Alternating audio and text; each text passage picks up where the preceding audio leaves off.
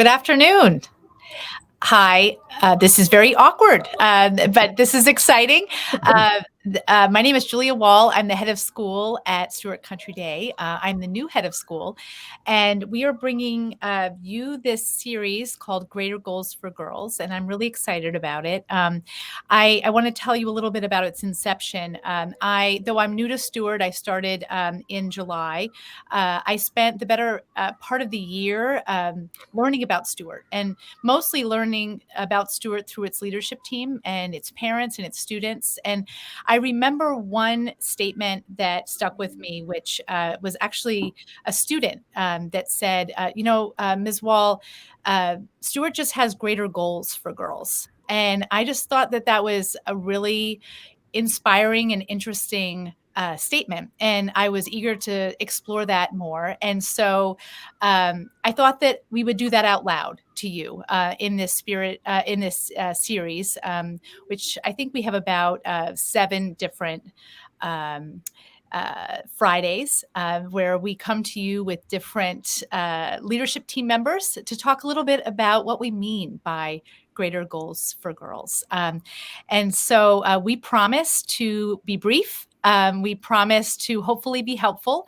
This is an audience that we hope includes prospective families, also includes maybe our current families and maybe past families who are interested in what we are up to here at Stuart. So I am thrilled to introduce as my first guest Robert Missonis, who is the head of our middle school. He is also the assistant head of school, and he'll tell you a little bit more about his roles. But Robert, can I pass it to you for a quick introduction? Absolutely. Although quick and brief are not Robert's key skills. So, very excited to be here this Robert, actually, before you do that, Yeah. I would love to introduce our admission team, and I'll pass it to you for a quick introduction, just so you have faces to names. Okay. Hi, I'm Hillary Nastro. I'm the director of enrollment, and I'm also a Stuart parent. My daughter Anna is in first grade. She started in our EC program, and I have a son who's in fourth grade at Princeton Academy. And I am thrilled to be here with you. We might disappear for a little bit, but we're in the background. So if you have questions later, we can answer them. But thanks for being with us. Hi, everyone. My name is Joe Petito. I'm the director of middle school and upper school admission here at Stuart. This is my 4th year that I'm blessed to be a part of this community.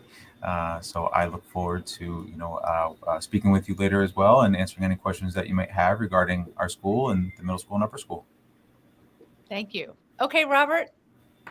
All right. And I'm Robert Missonis. I am the head of the middle school, as well as the assistant head of school for academic leadership, which means I work with the fellow division heads to make sure all of the divisions are kind of in line and delivering the goals that we're going to talk about today and the amazing academic program that Stuart offers, that while you have ages 3 all the way through our seniors in one place, that we're all kind of linked and connected and providing a really seamless and deep and rich program, both academically and co-curricularly for the girls. This is my 18th year at Stuart. And I have, in that time served as, a theology teacher, history teacher, basketball coach. But I think Hillary would, agree. My most important role is also a Stuart parent. And I am the parent of a lifer. So I've seen the amazing experience and the things that these high set goals and the Sacred Heart goals provide for girls all the way from 3 to 12. And she is now in her final months. We just submitted all those college apps and kind of cried together, thinking that this journey that we've shared together is almost about to end. But we know that, she will always be a Sacred Heart girl, and what she learned in this school has shaped who she is. And I couldn't be prouder of being part of that. And luckily found that for her, and it's shaped me and both my professional life and my personal life. Is Stuart will make you a different person. And that is a really powerful thing for me to say, but really has been my lived experience. Thanks. And Joe and Hillary, I know that you're going to stay on, but I'm going to hide you, your faces, if that's okay. Robert, you touched on this just briefly, but our Sacred Heartness. That might be a new idea for people. It might be a new definition. But can you tell us a little bit about what it means to be a Sacred Heart school, which we are one of 25 in the country, and what the Sacred Heart goals are, and maybe how they play out in the middle school? Sure, and absolutely. And I think that's what brought me here. And I actually didn't really even know that much about Sacred Heart education till I interviewed here. And I had gone to Catholic school myself and been single sex education high school, Jesuit high school. And when I walked in, I learned about this amazing place and these amazing places and this amazing mission, which started over 200 years ago to educate and empower women. And so I had an infant daughter at the time, so it really resonated with me to find a place that is really centered on raising strong female leaders of faith, of conscience, of intellect, and of ability. And so we do have these 25 Sacred Heart schools around the country, of which we are one, almost 200 around the world that were part of this network of schools that all are kind of aimed at doing the same thing in this important work. And we rally ourselves around what are called the 5 goals and criteria of the Sacred Heart that we hold ourselves accountable to as individuals as well as a school.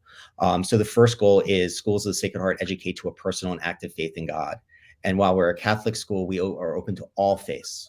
And what we mean and how we live that in the middle school and throughout the school is really value on understanding a higher power, understanding how we're all connected, a real value in silence and reflection and thinking about what we do and make sure it's really intentional, and joy and an attitude of gratitude that we have this blessing of life. We have this blessing of sisterhood, that we've been put on this earth to do something special. And that kind of really ties us together, that we all are here because there's a higher calling, a higher purpose for us. And our school is there to kind of provide the girls with the skills to go out and do that work that God has put them here that no one on earth can do besides them. Our second goal, and as a school, wouldn't be surprising to you, schools of Sacred Heart educate to a deep respect for intellectual values. We hold ourselves to the highest standards. And that's the power of really being an all-girls school and surrounding, my daughter being surrounded by very serious students who love to learn, where learning is cool, where kids love to kind of talk to their teachers after class about the book they read. My daughter will come home and talk to me about BC calculus, and I'll just kind of nod like I still remember what that means. But they're inspired to a love of learning in all types of things. Like even this evening is our middle school 8th grade musical of Beauty and the Beast, that we learn to value arts. We learn to value, as much as STEM, as much as the humanities, that learning is a joy and is a blessing in and of itself. And we push the girls to make sure that they maximize that. What really called to me is our third goal, which is schools of Sacred Heart educate to a social awareness which impels to action. That this is not a cocoon, that the girls are living in a critical time. The Sacred Heart was formed at the end of the French Revolution, with kind of society falling apart, and our founding mother, St. Madeleine Sophie Barras, saying we need to empower women to make a positive change in the world. And you could argue our world's still falling apart with climate change and all the existential crises we're going through. And so our charge is to empower these women leaders who are going to lead with love and make the world a better place. And that happens in little ways. So for example, in the middle school, we do a lot of service. We have what are called Goal 3 days, where we take a day off of learning and we do hands-on direct service. We bring, we work with, different organizations around Mercer County and beyond. I've often taken middle school students, even over the summer, to Belize. And we've got a partnership with the World Leadership School. But the girls are charged, and we are charged to expose them to everything that's going on in the world, the social justices, the problems, and have them grapple with how they are going to be change makers, how they are going to make a difference, so that learning is not happening in isolation, but there's a deeper reason for it. And we challenge them to that. And our curriculum is always innovating to make sure it's relevant, and they're learning about relevant things in their life. Goal 4 is schools of Sacred Heart building community as Christian value. So we really value community, making sure everyone feels included, everyone feels like they belong, understanding to respect differences and see how that empowers us, and that strengthens who we are. And that's a really big, powerful thing in middle school. And we have peer leaders who kind of help us lead through that. We have advisory program where every student gets really well known by an adult, and a small group who are there to support them. That we know life throws its curveballs at you, and to have a community that's always there to catch you, lift you up, and promote you is a really powerful thing for all of us. And the final Sacred Heart goal is schools of Sacred Heart educate to a personal growth in an atmosphere of wise freedom. And why the students like to focus on wise freedom and all the kind of things they think they should be able to do. The personal growth is a really important thing, that we give students here opportunities. opportunities to thrive, opportunities to fail and grow from that, so that they are given chances to lead, to take part in conferences across the country with other sacred art schools. In 8th grade, we have an exchange where our students go visit our schools in San Francisco, New Orleans, Michigan, that they really get opportunities, sometimes beyond their ages, to try out different things, to figure out what they love, what inspires them, what empowers them. And we have a specific leadership class where, in the middle school, every student learns who they are as a leader and how they're going to develop that through their time. So we really believe in giving kids a chance, and stepping back as adults and say, you're only going to learn by doing it. Here's some wise freedom, go off. And sometimes it works out swimmingly, and sometimes they fall down and we pick them back up, and that's how you learn and that's how you move forward. And I always think that's a really exciting process. All right. So to wrap up, and I'm going to read the 5 goals because it's just helpful, I think, and they're hanging in all of our offices. But the first one, a personal and active faith in God, a deep respect for intellectual values, a social awareness which impels to action, a building of community as a Christian value, and personal growth in wise freedom, right? Yes. And I heard that the 6th goal, sort of unspoken, is food. Yeah. Okay. With girls, food is never a bad option. So food is everywhere as they're growing in their mind, and we're nourishing their mind. We're also nourishing their soul and also nourishing their appetite as they kind of go through growth. Yeah. Great. So speaking of girls, we are a school that is specifically designed for girls. I have been in schools for girls since the beginning of my educational career as a teacher. I believe in them so firmly, and I feel like it is part of my personal mission to lift up and elevate excellent schools for girls. And so, and I know you do too. You've been working in girls' schools for a long time. And so can you tell us a little bit at the middle school level, what we get to do when we are in a school for girls? And just give us a little window into that. Sure. So I had an all boys experience coming here. Stuart was my first experience of all girls. And from the second you walk in, there's a different feeling. There's a feeling of warmth. There's a feeling of laughter. There's a feeling of freedom as girls are free to be who they were. And besides curricular, where we look at book choices and we kind of, shape the curriculum for them, there's also for freedom for girls to just experience and try different things. And just one thing that comes immediately to mind, just because I'm preparing for our middle school robotics team, the Sparks, to go to their robotics competition tomorrow morning. And my previous school, I was a computer science teacher in a previous life, and I coached robotics for 8 or 9 years there. And I would say every year my teams are 90%, we're 95% boys. And even when I encouraged girls to attend, they kind of felt kind of pushed out because the boys had long terms dominated there. Our robotics team is full of girls who come every afternoon to work on the program and to work on the research. The last time they had the competition live, they actually won the prize and got to go on to the next level for collaboration and problem solving. And it's those type of opportunities where girls feel they can own in an all-girls school, where they can own it, and it's them, and they look up to the upper school robotics team again, which is full of girls as leaders and role models, and representation is just really powerful. And so even from my own experience, I've seen it firsthand, and that goes from their taking over leadership opportunities, putting themselves out there with public speaking. The girls are focused on those things, and the teachers are focused on developing it with them and picking out books and picking out examples and going on trips to places where they see other women being empowered in the limelight, in the spotlight, and they never learn to play second fiddle. Our turf field is our varsity, our varsity field hockey field. It's not shooing them off of practice because football is about to come on. That everything in the school, from our schedule, giving them breaks, giving them time to eat, giving them time to kind of connect with each other, to our curriculum, to our advisory program, to our health program, is focused on their needs, their likes, and their interests.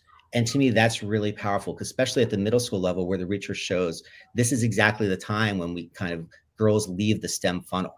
And in many ways, either consciously or subconsciously pushed out, like Stuart is here promoting it. We have math every day. We got math club, we got STEM club, we got robot, like we're getting them excited about all aspects and to try all different things, to realize all of their potential. And I just think that's really powerful. And I've watched it in my own daughter, who's now double taking AP physics and AP calculus BC, who's interested in, and last year took stats. Like, the girls get really excited and are pushed to pursue all of the opportunities, and they never feel like they've got to fit a model or fit a norm. They just do. I think that's a really powerful opportunity for them. Yeah. I mean, I think thinking in terms from the very start of your educational life, when you're a 5-year-old and not feeling boxed out of anything because of a preconceived notion of what your gender should do. So even in the kindergarten level, I think that oftentimes girls get messages like who should be in the block area or who should be in the dress up, and really to have all of the classroom available to them, all the subjects available to them. That's been my experience in terms of girls really feeling like they identify with all the areas of the school without having to kind of unlearn some messages. So, yeah. And they see their bigger sisters, so they see at the upper school. Yeah. The senior class president is a young woman, and the class president's a young woman. And then they learn that's the norm. I mean, I remember it was about 5 or 6 years ago for student government. We had a quarter of the 8th grade volunteer to run for student government. In 8th grade, you couldn't pay me enough money to stand in front of 100, 150 people and talk about myself.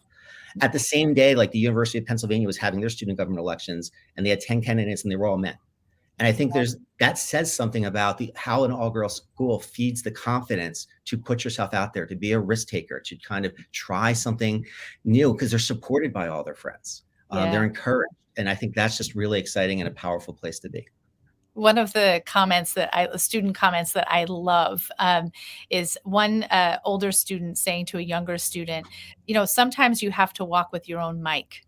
And I just love that idea. Like, don't wait for someone to pass you a mic, just keep that in your back pocket. I just love that idea. And I love that it also came from another student encouraging a younger student. And I see that every day, which is really fun.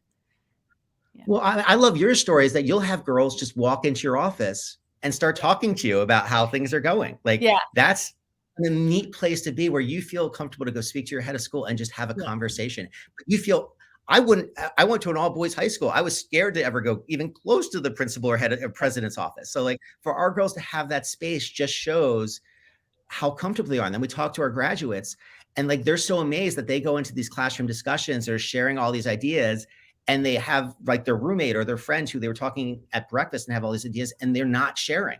Yeah. And girls don't know how lucky. Part of it, Robert, is that they feel ownership of this school. Like, they feel ownership of all the spaces. Like, this is for them.